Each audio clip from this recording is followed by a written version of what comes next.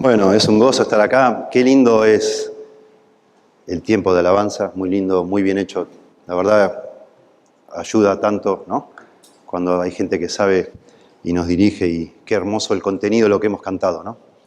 Me llena mi corazón. Sobre todo, algunos conceptos que están ahí entremezclados en las letras. Esto de que el Señor sea nuestra satisfacción. Cuánto necesitamos recordarnos eso, ¿no? Que el Señor sea todo lo que satisface nuestra alma, y qué hermoso que así sea. Qué hermoso nuestro Señor, maravilloso. Bueno, yo quiero compartir con ustedes el Salmo 81, que ha impactado mi corazón muchísimo, muchísimo, realmente. Y justamente el Salmo 81 fue escrito para ser usado en una fiesta. Podríamos llegar a decir que hoy para ustedes este servicio es una fiesta donde queremos adorar a Dios. Hemos alabado, no sé si siempre alaban con tantas canciones acá, pero esto ha sido ya hasta ahora una fiesta justamente de alabanza. Y eso es lo que es este salmo. Es una invitación a alabar fervientemente a Dios de todo corazón, pero es una rareza este salmo dentro de este libro de los salmos, porque también es un sermón. Ustedes así rápido lo ven y van a ver que en la mitad del salmo al costadito dice Selah. Selah es una pausa musical, porque estos salmos se cantaban. Y a partir de la pausa pasa de la alabanza, de ser un salmo de alabanza, a ser una predicación, un sermón. No hay muchos salmos así, quizás sea el único. Y es que el propósito de este salmo es que sea usado en esa fiesta, que era una fiesta anual, la fiesta de los tabernáculos, y se quería aprovechar esa fiesta para ayudar al pueblo de Dios a consagrarse nuevamente al Señor. Porque asume la Biblia que todos nosotros luchamos para mantener fresco, vivo ese entusiasmo por las cosas de Dios, ese amor por el Señor, la visión por las cosas de Dios. Entonces se usaban las fiestas religiosas de Israel como una ocasión para llamar al pueblo de Dios a volver a poner todo su corazón en el Señor, a renovar ese amor por el Señor, ese compromiso por Dios, ¿sí? Y entonces, cuando exponemos este salmo, de alguna manera eso es lo que quisiéramos que Dios haga con nosotros, ¿sí? Que toque nuestro corazón para, seguramente, en muchos de nosotros, volver a ponernos las pilas, como decimos en Argentina, con el Señor, ¿sí? Porque es lo que necesitamos. Vamos a leer entonces Salmo 81, dice: al músico principal, sobre Gitit, Salmo de Asaf. Cantad con gozo a Dios, fortaleza nuestra. Al Dios de Jacob, aclamad con júbilo. Entonad canción y tañed el pandero, el arpa deliciosa y el salterio. Tocad la trompeta en la nueva luna, en el día señalado, en el día de nuestra fiesta solemne, porque estatuto es de Israel, ordenanza del Dios de Jacob. Lo constituyó como testimonio en José, cuando salió por la tierra de Egipto. Oí lenguaje que no entendía, aparté su hombro de debajo de la carga, sus manos fueron descargadas de los cestos. En la calamidad clamaste y yo te libré. Te respondí en lo secreto del trueno, te probé junto a las aguas de Meriba. Y aquí empieza el sermón, y el que habla es Dios. Oye, pueblo mío, y te amonestaré. Israel, si me oyeres. No habrá en ti Dios ajeno, ni te inclinarás a Dios extraño. Yo soy Jehová tu Dios, que te hice subir de la tierra de Egipto. Abre tu boca, y yo la llenaré. Pero mi pueblo no oyó mi voz, e Israel no me quiso a mí. Los dejé, por tanto, a la dureza de su corazón. Caminaron en sus propios consejos. Oh, si me hubiera oído mi pueblo, si en mis caminos hubiera andado Israel. En un momento habría yo derribado a sus enemigos y vuelto mi mano contra sus adversarios. Los que aborrecen a Jehová se le habrían sometido, y el tiempo de ellos sería para siempre. Les sustentaría Dios con lo mejor del trigo, y con miel de la peña los saciaría. Impresiona mucho cuando leemos la Biblia, tanto en el Antiguo Testamento, sobre todo en los libros proféticos, y en los Evangelios, cuando vemos a Jesús. Impresiona las denuncias de parte de Dios el Padre, por medio de los profetas, y de Jesús. Las denuncias a los religiosos, a las personas que más estaban en la iglesia, más estaban en el templo, más propiamente dicho en el templo, no en la iglesia todavía, las que más iban al templo, las que más participaban de la vida ceremonial, de los ritos religiosos. Duro, muy duro, tanto el Padre, por medio de los profetas, como Jesús. Fuerte, agresivo. Parece que Jesús, los momentos más de arrebatos, de ira más fuertes, estuvieron cuando Él hablaba con los religiosos. Generación de víboras. ¿Quién nos enseñó a huir de la ira venidera? Ciegos guías de ciegos. Hipócritas. Sepulcros blanqueados por fuera, pero por dentro están llenos de huesos muertos. Jesús hablaba todas esas cosas. Y en los profetas del Antiguo Testamento, fuerte también. Este pueblo de labios me honra, pero su corazón está lejos de mí. Leemos en Isaías, estoy harto de vuestras fiestas. Basta, me tienen cansado, dice Dios. Basta de cantarme tanto, basta de celebrar tanto. Hagan lo que yo quiero en vez de cantar tanto. Déjense de fingir lo que no son. Tremendo. Mateo 23, Señor dice, cerráis el reino de los cielos. A los más religiosos le dice, cerráis el reino de los cielos delante de los hombres, pues ni entráis vosotros, ni dejáis entrar a los que están entrando. En el libro de Amós, Antiguo Testamento, capítulo 5, dice, verso 21, aborrecí, habla Dios por medio de los profetas, aborrecí, abominé vuestras solemnidades y no me complaceré en vuestras asambleas.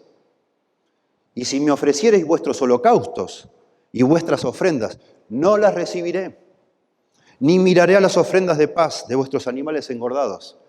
Quita de mí la multitud de tus cantares, basta de cantarme, pues no escucharé los salmodias de tus instrumentos. Bueno, ese es el tema de este salmo, que comienza invitando a la gente a venir a la fiesta, a celebrar, a cantar, pero en un momento frena y empieza a acusar a las personas de no oír a Dios, de no oírlo, de no prestar atención, de no soportar a Dios. La misma gente que va a cantar no lo soporta más a Dios. Tremendo. Pudiéramos fácilmente ver la estructura de este Salmo 81, la primera parte, este pueblo de labios me honra, vengan, canten a Dios. Y la segunda parte, pero su corazón está lejos de mí.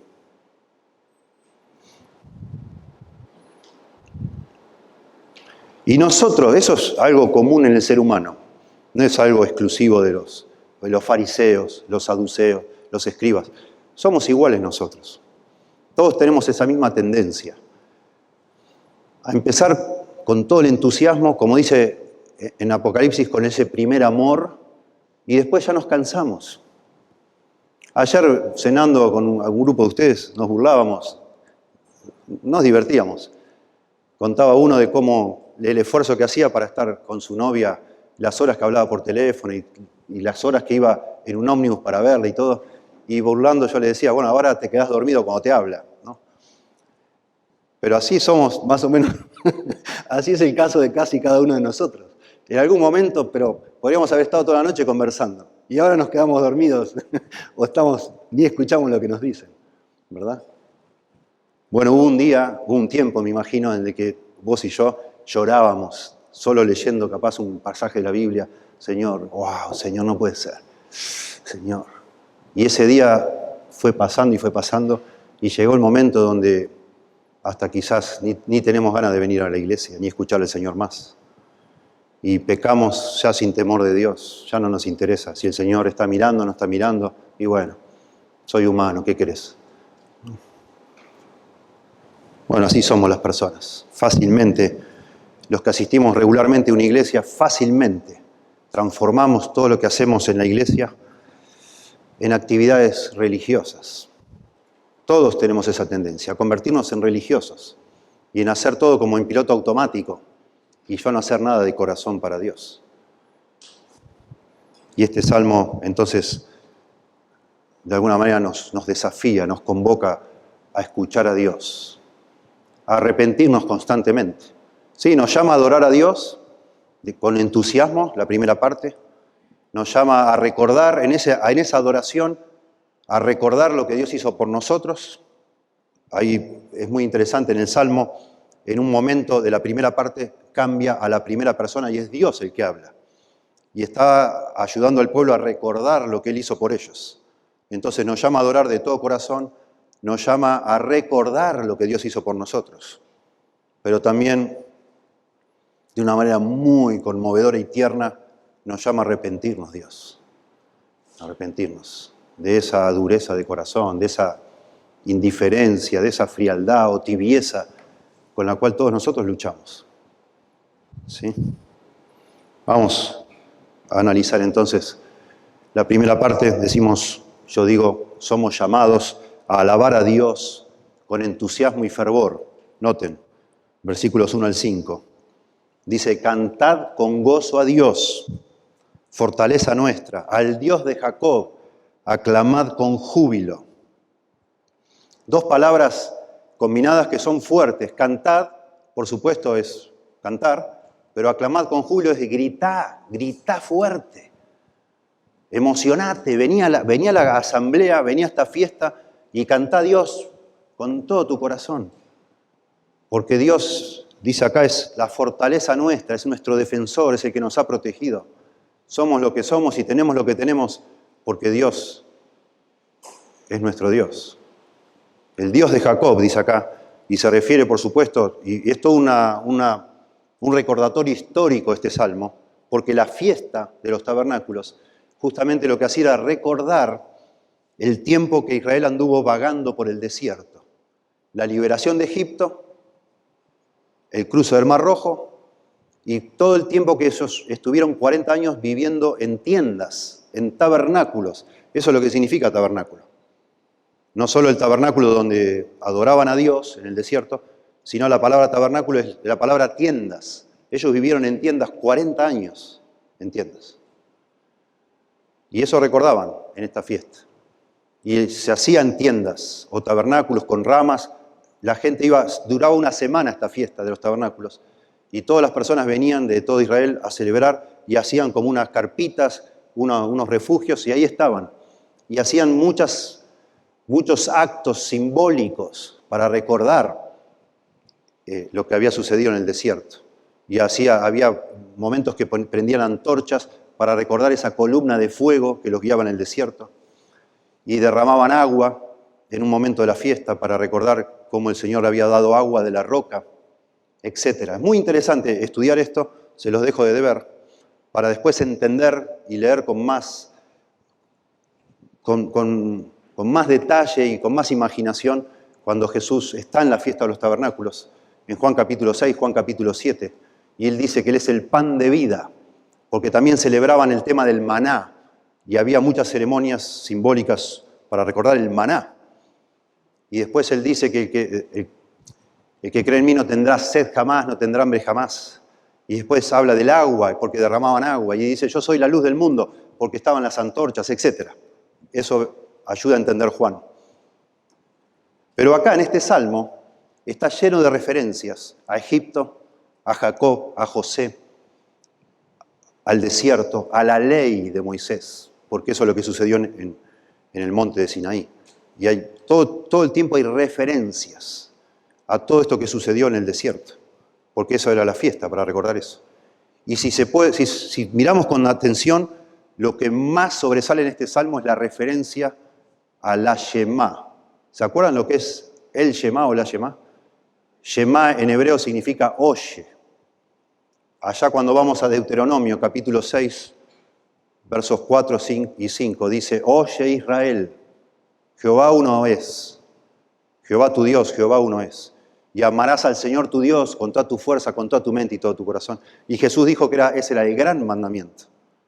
Y aquí están todas referencias entonces al desierto, a Jacob, a Egipto, al agua de la roca, a la columna de fuego, acá habla de truenos, a la nube que lo seguía, etc. Y entonces vengan a cantar, vengan a recordar, cantando y gritando con gozo, que Dios es nuestra fortaleza. Él nos liberó de la esclavitud. Por supuesto, todo esto, porque es palabra de Dios, tiene aplicación e importancia para cualquier generación. El Señor es nuestra fortaleza. No nos liberó de la esclavitud de Egipto, pero nos liberó de nuestro propio pecado. Nos libró de nuestra propia maldad, de la esclavitud del pecado, claro que sí. Y se aplica para todos nosotros. En segundo versículo dice, entonad canción y tañed el pandero, el arpa deliciosa y el salterio. Noten la progresión, ya no es ahora gritar y cantar, sino ahora agregar instrumentos. Y menciona acá el pandero, la pandereta, el arpa deliciosa y el salterio, que es un instrumento de cuerda, que se pincha, digamos, se toca, bueno, como una guitarra o como un violín. Eso es lo que es el salterio. Una lira, podríamos traducir una lira. Esto significa ahora, porque es una fiesta, la gente no venía en procesión a celebrar esta fiesta con instrumentos en la mano, no, nadie trae instrumentos. Cuando llegaban al templo ya estaban los músicos oficiales allí, que eran los levitas. Y ahora el que está escribiendo este salmo convoca primero a la multitud, vengan a cantar, a gritar con júbilo. Y ahora está hablándole a los músicos profesionales. Canten con nosotros, con el coro que tienen ustedes y usen los instrumentos y háganlo con hermosura, con dulzura, como dice acá, de una forma deliciosa, de una manera profesional excelente. Y el verso 3 dice ahora el escritor, tocad la trompeta en la nueva luna. Y no se refiere a un instrumento de música esto. Ya habló el verso 2 de los instrumentos de música. Esta trompeta no es una trompeta de bronce, sino es un cuerno de carnero que se tocaba para convocar a esta fiesta. Y ahora le está hablando al sacerdote. El pueblo, los levitas, el sacerdote. Por favor, le dice al sacerdote, convocá esta fiesta solemne. Tocad la trompeta en la nueva luna, así es como comenzaba la fiesta esta, en el día señalado, en el día de nuestra fiesta solemne. Comencemos con esta fiesta. Muy interesante. Para mí es muy interesante porque todos estos detalles tienen mucho que ver con el mensaje del Salmo. Era una fiesta instituida, establecida y obligatoria para el pueblo de Israel. La gente tenía que ir a esa fiesta. Y la gente iba. Pero no necesariamente en otra época. Hoy en día el que quiere viene, el que no quiere no viene. ¿Verdad? Estás acá porque quisiste venir. Si no querés, no venís. A veces no tenés ganas y no venís. Bueno, ahí no había esa opción. Era la fiesta establecida, solemne. Todos vamos para ahí. Entonces es todavía más real esto de que tu corazón está lejos de allí. Estás porque tenés que estar. Es la obligación. Hubo una época en el pasado donde así era. En la mayoría de los países era casi una blasfemia no ir al servicio religioso. Era una obligación. Y hubo una época también donde la iglesia era el centro de cualquier pueblito. Yo cité el día jueves un libro, o el viernes, no recuerdo, un libro que se llama No hay lugar para la verdad, de un hombre llamado David Wells, o ¿Qué le ha sucedido a la teología evangélica? Se llama el libro. Y él comienza el libro de una manera hermosa, contándonos cómo en el siglo XVIII, en Estados Unidos, toda la vida de cualquier ciudad giraba alrededor de una iglesia. Todo giraba alrededor de una iglesia. Si tenía que decidirse cómo hacer para construir, no sé, nuevos canales para que no se inunde, decían, ¿dónde nos reunimos? Y vamos a la iglesia, es el único salón donde nos podemos reunir, donde podemos entrar varios, y se reunían en la iglesia. ¿Dónde se escucha linda música en esta ciudad? En la iglesia. Vamos a la iglesia el domingo, ahí están los buenos músicos, vamos a escuchar. ¿Dónde hay actividad social? En la iglesia. Y todo pasaba por la vida de la iglesia, todo. Una época de nuestros, no sé, supongo bisabuelos, donde la única atracción en una ciudad que no sea la capital de un país, era que apareciera a lo mejor una vez al año un circo, o un teatro ambulante. Y todo el mundo de la ciudad iba, nadie se lo perdía. Porque hasta vaya a saber cuántos meses después no iban a ver a alguien hacer algo que les asombrara.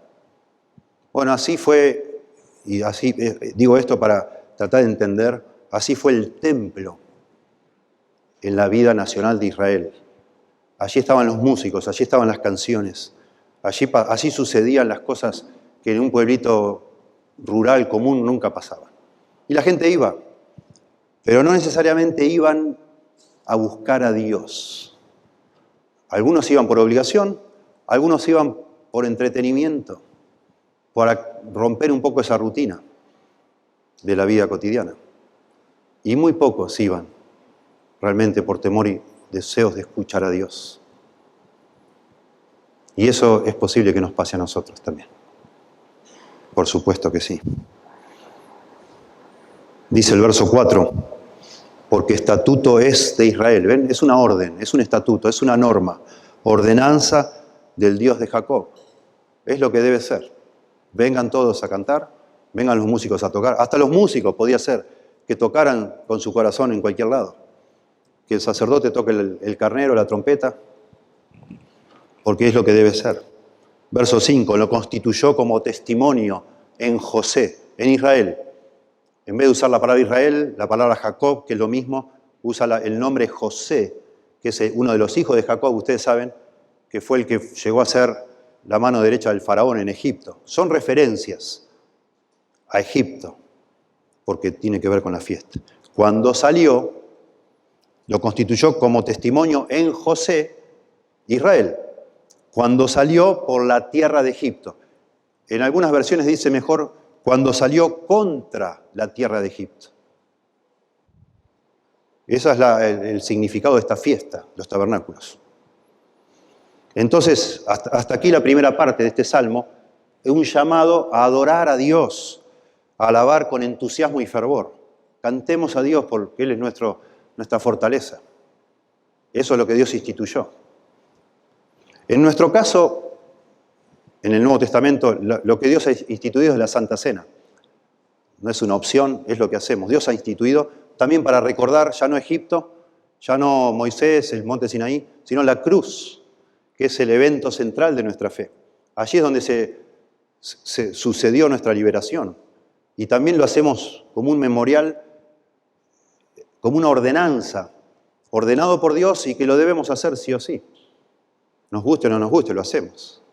Y luchamos apropiadamente para cuando estamos en la Santa Cena, nuestro corazón esté allí y nuestros pensamientos realmente valoren y aprecien y den gracias por eso que ha hecho Dios. Y aquí hay un cambio. A partir de la mitad del verso 5, empieza a hablar en primera persona. Y está claro que es la voz de Dios aquí. Y yo creo, estos son detalles literarios que embellecen y le dan fuerza a esta composición. La exhortación del sermón la hace Dios en primera persona. Y me parece que es muy interesante que ahora empiece a hablar Dios como para que no sea tan abrupta esa transición después cuando empieza el sermón. Ahora es Dios el que habla para hacerles recordar al pueblo de Israel el contenido de esa alabanza. Ya no solo es una invitación a alabar, sino a recordar, noten. Habla Dios. Oí lenguaje que no entendía. Aparté su hombro de debajo de la carga. Sus manos fueron descargadas de los cestos.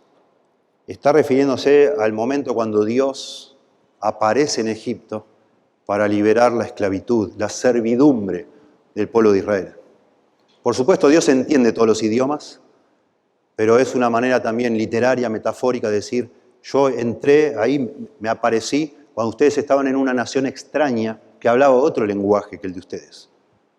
Oí lenguaje que no entendía, el egipcio. Aparté su hombro de debajo de la carga.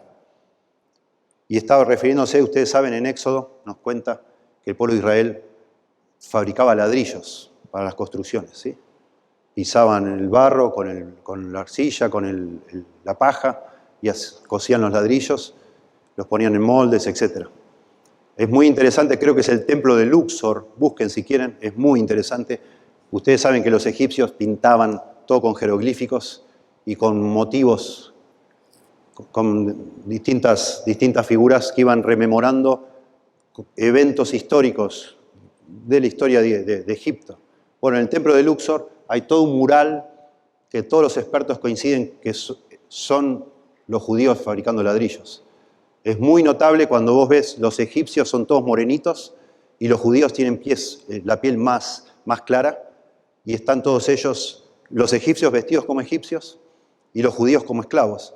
Y están ellos en la figura, hay unos están como con una vara y llevando ladrillos adelante y atrás, otros con la paja y otros con los canastos. Es impresionante, están todos con los canastos llevando para después tirar en un pozo común. Hay un judío que está pisando ahí en el medio y otros con los moldes en el piso cosiendo los ladrillos. Lo que está diciendo acá Dios es que yo les liberé de toda esa servidumbre, de fabricar los ladrillos, de la manera abusiva, inhumana que nos cuenta el libro de Éxodo.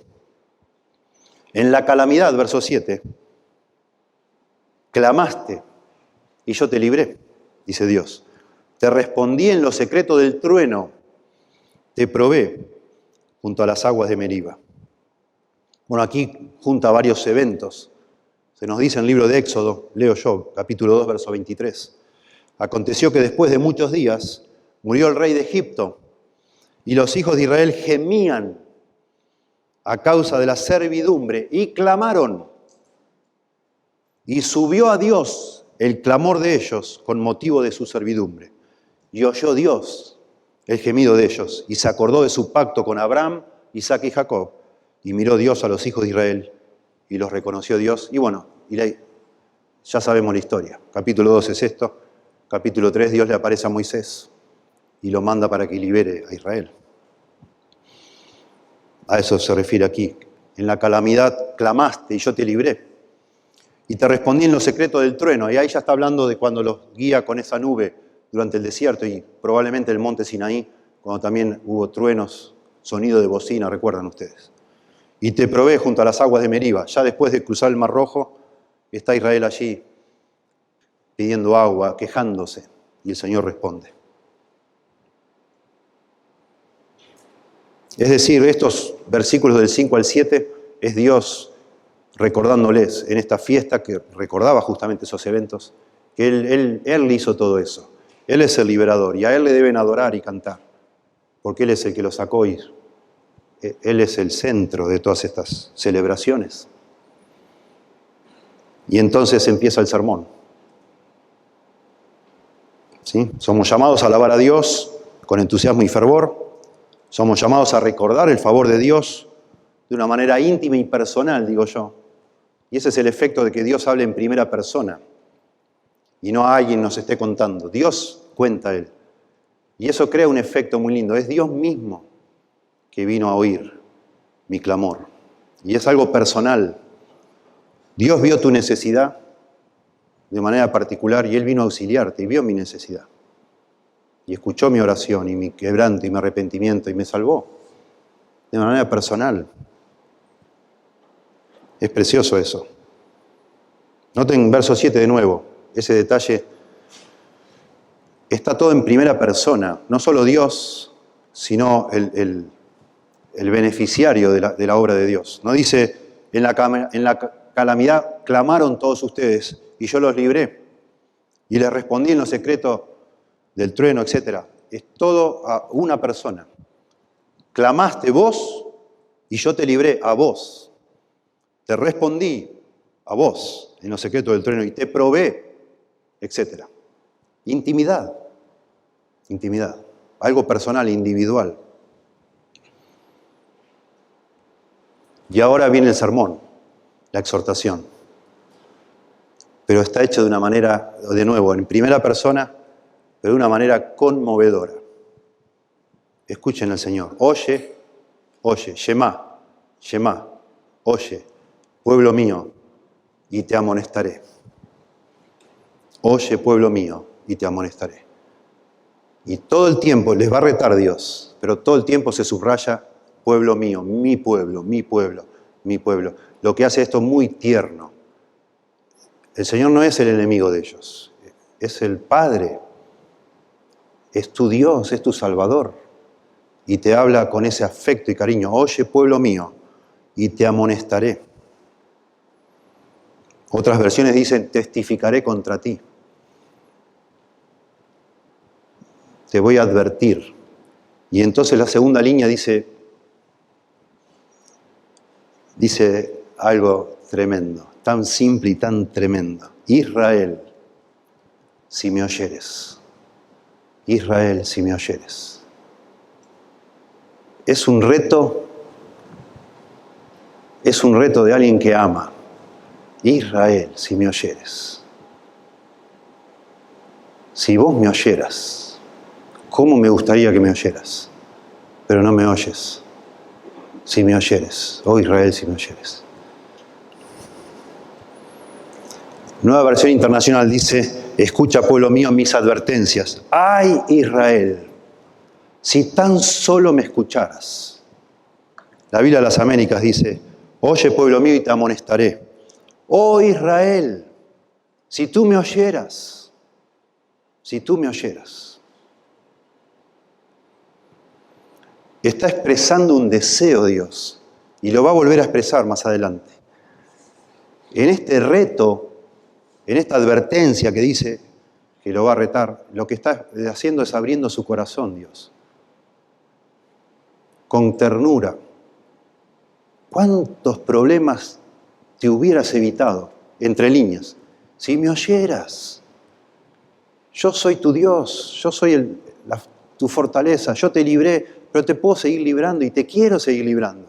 Y te quiero seguir bendiciendo, pero no me oís, no me oís. Si me oyeras, si me oyeras. Y entonces empieza toda una serie de citas de la ley, especialmente de los primeros mandamientos, que son los que tienen que ver, ustedes saben, hay 10 mandamientos, los primeros tienen que ver con la relación con Dios, después en lo horizontal, con el prójimo. Y entonces dice el verso 9, no habrá en ti Dios ajeno, ni te inclinarás a Dios extraño. Mandamiento. Primer mandamiento. Y está hablando de la lealtad. Eso es lo que quiere Dios, lealtad de su pueblo Israel, lealtad de nosotros. Por eso es tan hermoso cantar como cantamos recién, de que tenemos nuestra satisfacción en Dios. Ninguno de nosotros hoy en día, muy raro, ninguno de nosotros, por lo menos dentro del pueblo evangélico, le da la espalda a Dios para poner un nicho en la pared de su casa y empezar a pedirle cosas a la Virgen o a San no sé cuánto, a una estampita. Ninguno de nosotros ora con una estampita en la mano. Todos sabemos que eso es, a los ojos de Dios, eso es aborrecible. Pero sí le damos la espalda a Dios y buscamos otro tipo de ídolos. Cuando jóvenes llega el momento de casarse y no aparece nadie para casarse en la iglesia y nadie te llama, nadie se interesa, y empieza uno a ponerse nervioso y dice, bueno, y a lo mejor Dios no me da a mí la pareja. Y salís a buscar lo que venga por afuera. Y es una forma de decir, bueno, Dios ya, vos no sos capaz de darme lo que necesito, yo me lo voy a conseguir. Cuando prendés una computadora y te pones a mirar pornografía, y lo que estás diciendo en tu corazón, bueno, Dios, qué lindo todo, pero a mí no me satisfaces tanto como esto. Yo prefiero esto. Y así ponete a pensar. Las cosas que haces o decís para poder tener más dinero, lo que no pagás para ahorrar más que debés pagar porque es lo que Dios manda, o lo que el gobierno manda y Dios te pide que seas íntegro, etcétera, etcétera. Estamos todo el tiempo luchando con suplantar a Dios por otra cosa. Todo el tiempo. Una madre a veces lucha porque ama más a sus hijos que a Dios mismo. Piense, la Biblia lo dice.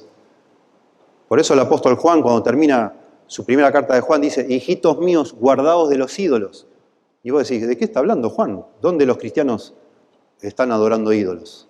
En nuestro corazón.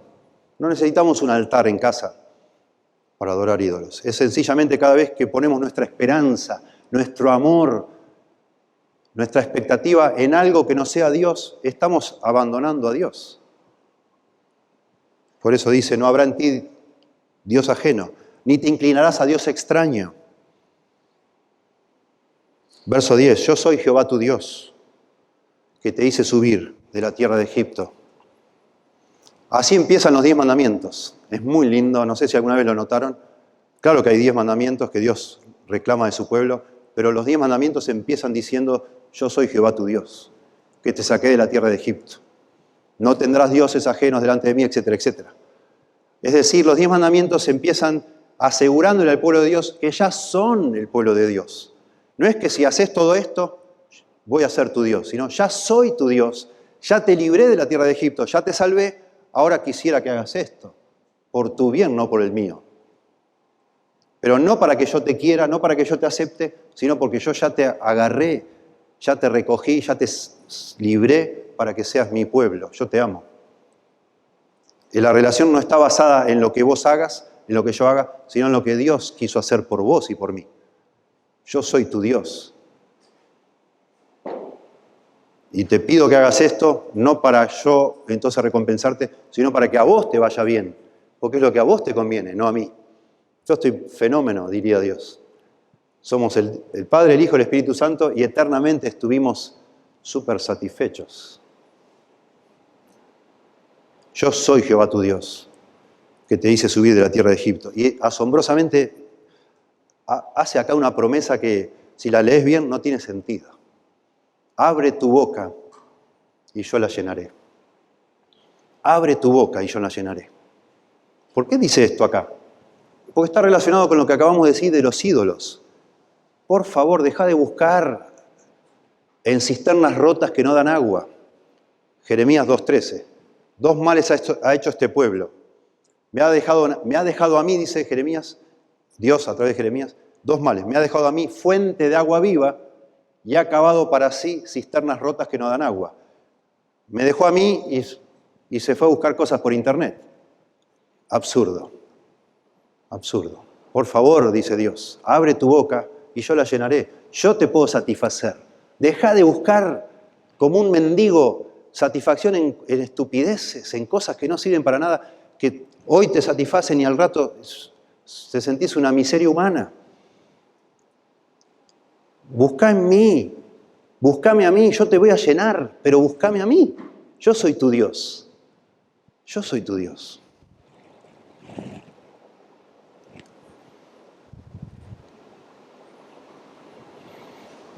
Es precioso. Abre tu boca y yo la llenaré. Abre tu boca y yo la llenaré. Búscame de todo corazón y yo te voy a satisfacer. Y entonces viene aquí lo conmovedor, verso 11. Pero, es decir, yo soy tu Dios, yo estoy dispuesto a darte todo lo que necesites, solo que me oigas. Pero mi pueblo no oyó mi voz. E Israel no me quiso a mí, mi pueblo. Mi pueblo no oyó mi voz. Mi pueblo no me obedeció. Oír la voz de Dios es hacerle caso, escuchar, hacer caso. Mi pueblo no me obedeció. En otra versión dice, mi pueblo o Israel no estaba dispuesto a someterse a mí. Israel no me quiso a mí, no estaba dispuesto a someterse a mí, no le interesó. No quiso hacerme caso.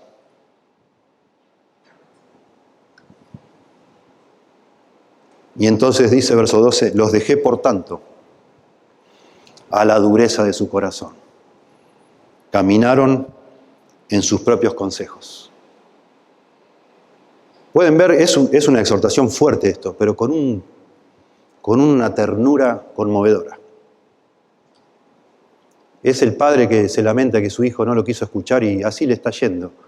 Pero él todavía no se rindió, está dispuesto a bendecirlo todavía. No lo ha desheredado, nada, es su hijo y lo quiere como hijo. Pero el hijo, pobrecito, es medio necio y no escucha. Y le va mal. Y al final el padre dice, bueno, haz lo que quieras. Algún día, cuando quieras, volvé. Yo te voy a estar esperando, pero haz lo que vos quieras. Los dejé, por tanto, a la dureza de su corazón. Lo entregué a la terquedad de sus corazones. La terquedad, la obstinación. Un comentarista de Salmos muy antiguo dice que este verso, este concepto acá es el mayor y más temeroso de los castigos de Dios. Que algún día Dios diga, bueno, ok, haz lo que quieras, está bien. Y bueno, seguí con eso. Y bueno, ¿querés casarte con esta persona incrédula? Bueno, casate. Haz lo que te parezca. Yo no me voy a interponer. Caminaron en sus propios consejos. La idea es en sus propios planes, en sus propias intrigas. Hicieron lo que se les antojó. Dios ya no se interpuso. Los dejó.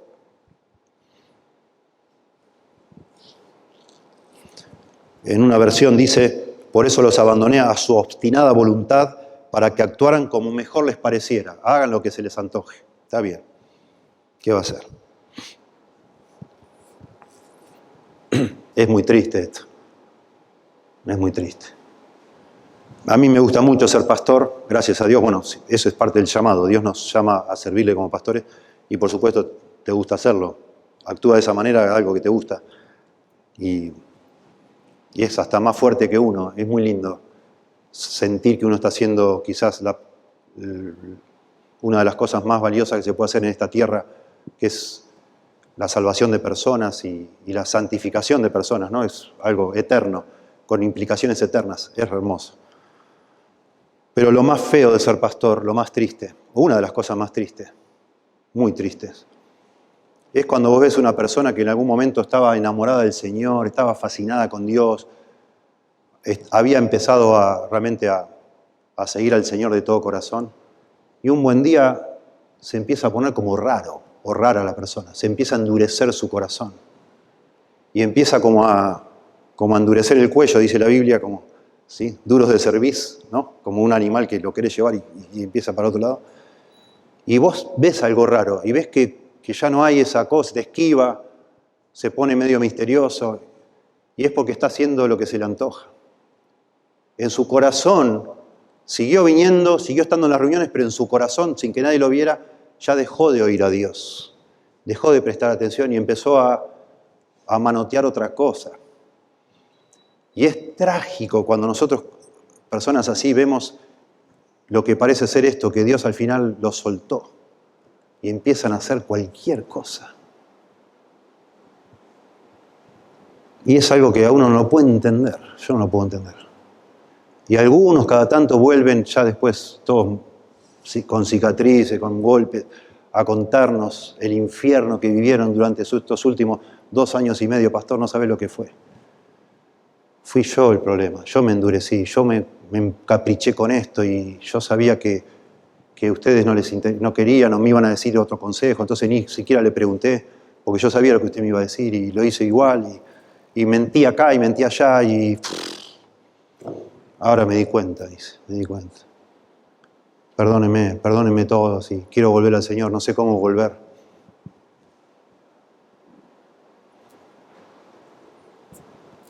Y no es tan fácil.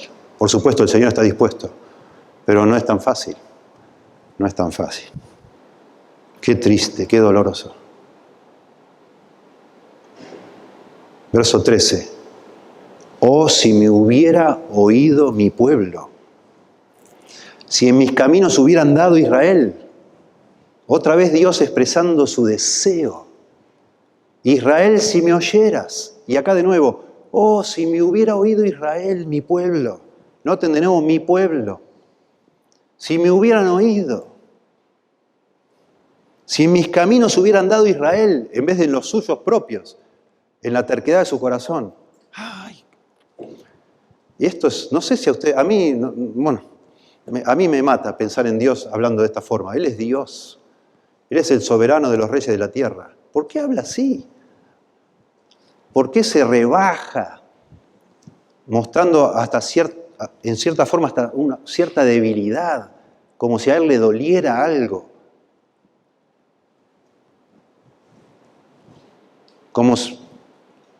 Es por nosotros, no es por él. Dios no necesita nada. Es hermoso cada vez que Dios nos habla de esta manera, y lo hace varias veces. Lo hace muchas veces. Si me hubiera oído Israel, si me prestara atención.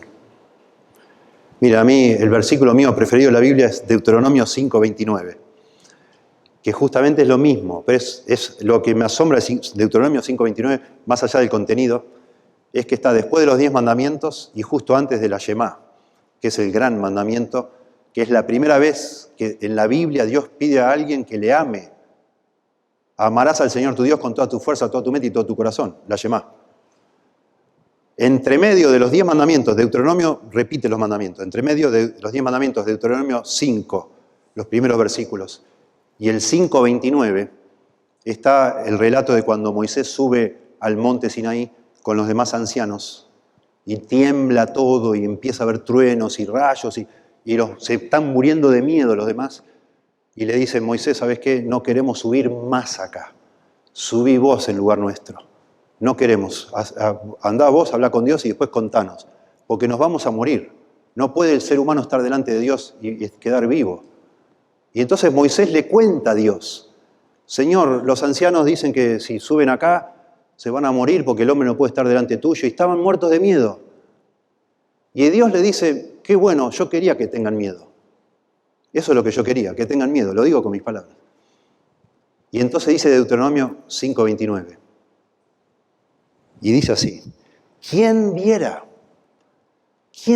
que tuviesen tal corazón, que me temiesen todos los días, para que guardasen todos mis mandamientos, para que les fuera bien a ellos y a sus hijos para siempre? Ojalá, dice Dios en nuestras palabras, ¿no? Ojalá tuvieran ese corazón, que me temieran todos los días, porque ese es nuestro problema. Que no lo podemos, no tenemos ese corazón.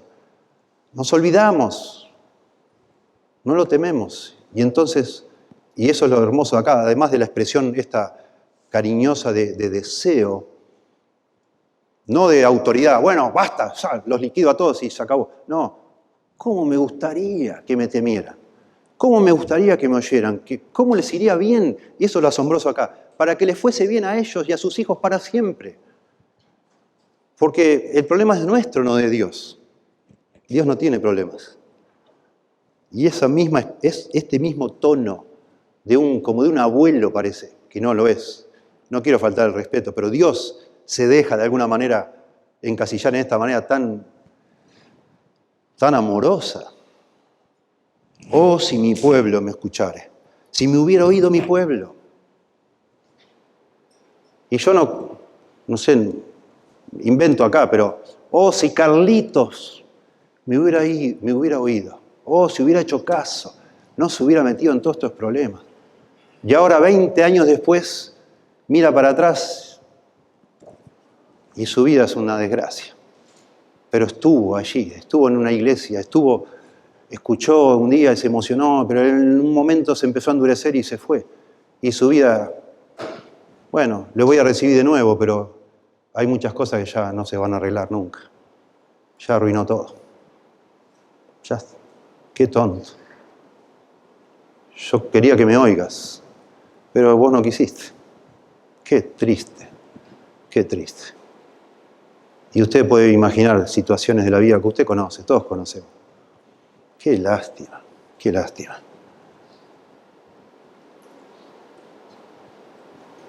Tremendo.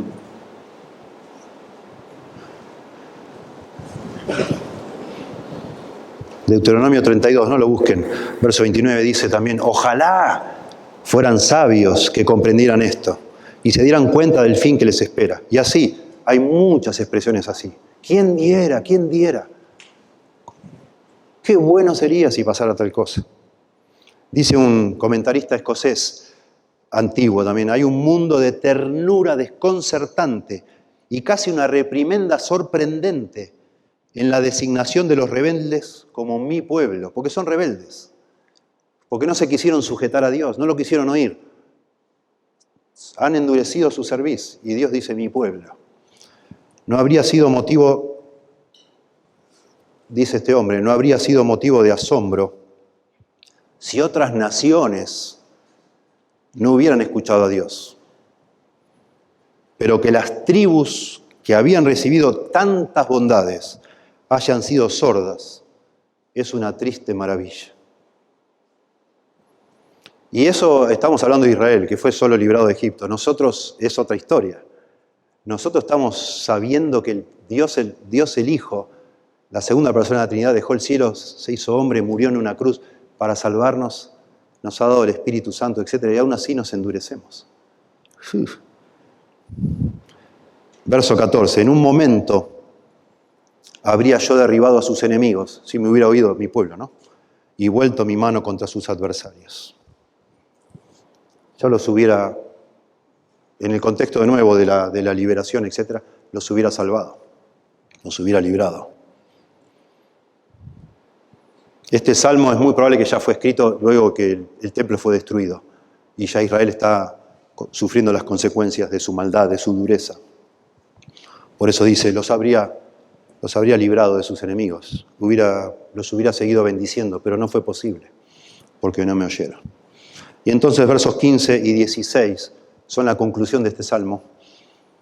Y dice, en la Reina Valera dice, hay dos posibilidades para interpretar esto.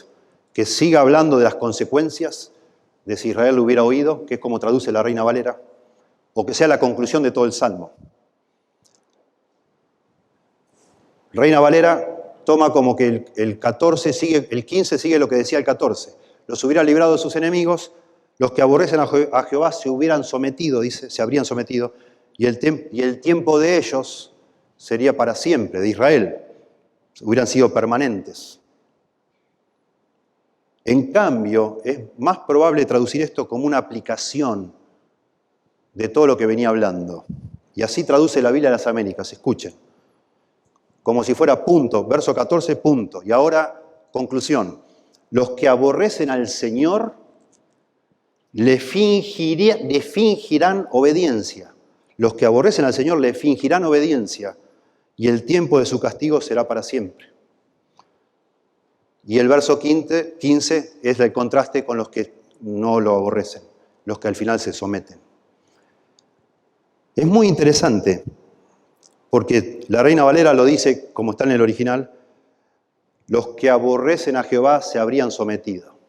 Originalmente hubieran doblado la rodilla ante el Señor, o doblarán la rodilla ante el Señor. Y la intención del texto aparentemente es, como dice la Biblia de las Américas, que las personas que aborrecen en su corazón a Dios se doblan ante Dios, pero no de corazón. Fingen sumisión a Dios, porque ese es el tema del Salmo, el que no oyen, lo desprecian, no se quieren someter y aborrecen a Dios. Y entonces van a la fiesta, cantan, hacen todo el ejercicio, pero en realidad no lo hacen de corazón. Le fingen obediencia, le fingen sumisión. Y el tiempo de su castigo será para siempre. Están perdidos para siempre. Y en cambio, verso 16, traduce la Biblia de las Américas. Pero, verso 16 final, pero yo te alimentaría con lo mejor del trigo y con miel de la peña te saciaría. Es una invitación mostrando los dos caminos, como lo suele hacer el Señor Jesús.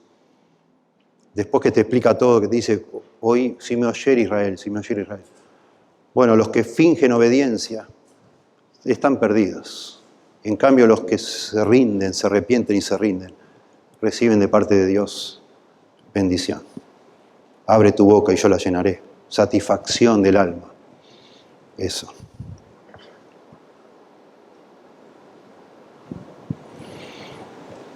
Acá hay una extraña anomalía, terminando. Una extraña anomalía. Una congregación feliz, comienza el Salmo, feliz, adorando a Dios, cantando a Dios alegremente, y un Dios triste. la segunda parte. Dios es todo está mostrando dolor y tristeza a Dios. Mientras la gente está cantando con los panderetas, todos chochos de la vida, pero Dios viendo el corazón, mientras la gente celebra, Él está triste. A veces es lo que pasa cuando Dios mira tu vida en una iglesia. Todo es un acto externo, un ejercicio, pero no es genuino delante de Dios. Una iglesia, tu vida, empecemos por tu vida. Tu vida es una vida sana, vital, fructífera, siempre y cuando oigas a Dios. Una familia es una familia sana si oye a Dios. Una iglesia será siempre una iglesia sana si oye a Dios. Necesitamos oír a Dios. Hay un detalle acá, y con esto termino, que es notable. Ustedes saben, son 150 salmos. El libro de Salmos está dividido en 5 libros. 5 libros. Cada libro tiene un tema. El tema central del libro de los Salmos es el reino de Dios, el reino eterno de Dios. Ese es el tema de Salmos. Por eso el Salmo 2, que en la introducción habla del Mesías, el rey. Cada libro tiene un tema. Comienza hablando del reinado de David, que era la esperanza de Israel, pero después en el libro 2 se habla del fracaso de ese reinado, el fracaso. Y este Salmo está en el libro 3, que es el centro de los 5 libros. ¿Sí? Libro 1 y 2, 4 y 5, en el medio está el libro 3.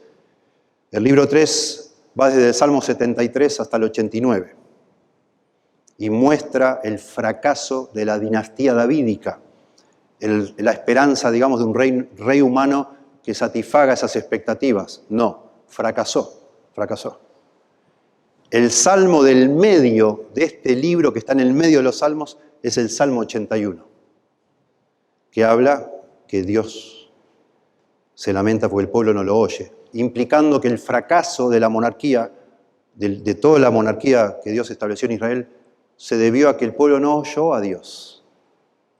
Y notablemente, el versículo central del Salmo 81, y esto no lo invento yo, los judíos hacían estos cálculos y miraban, y hicieron comentarios de eso.